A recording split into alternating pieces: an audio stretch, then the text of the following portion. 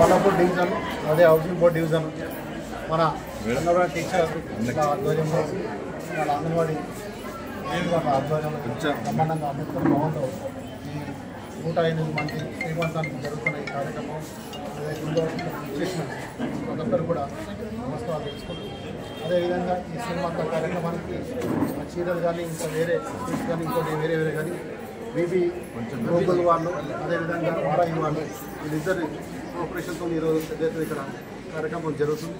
ఈ కార్యక్రమాలు ఏంటంటే పుట్టబోయే బిడ్డ కూడా హెల్తీగా ఉండాలి. తల్లి ఈరోజు హెల్తీగా సంతోషంగా ఉంటేనే పుట్టబోయే బిడ్డ హెల్తీ ఉంటుంది.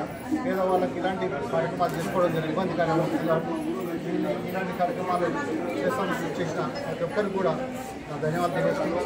ఎప్పుడైనా కానీ తల్లి హ్యాపీనెస్ ఉంటేనే రేపు భవిష్యత్తులో బిడ్డ కూడా హ్యాపీగా ఉంటుంది. ఏ సమస్యలు కూడా ఉంటాయి ఆరోగ్య సమస్యలు అనేది.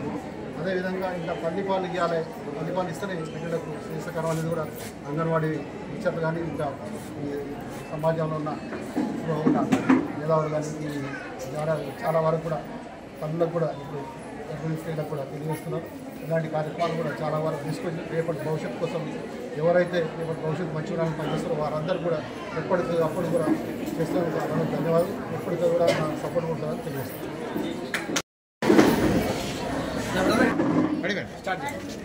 అందరికీ జయవాసవి.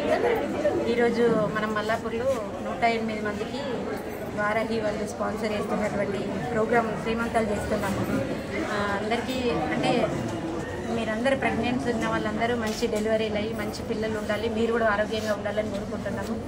ఈరోజు వీబీజీ ఫౌండేషన్ ద్వారా ఈ కార్యక్రమాలు చేయడం మాకు ఎంతో సంతోషంగా ఉంది. Thanks to Varahi, thanks to Manideep గారు.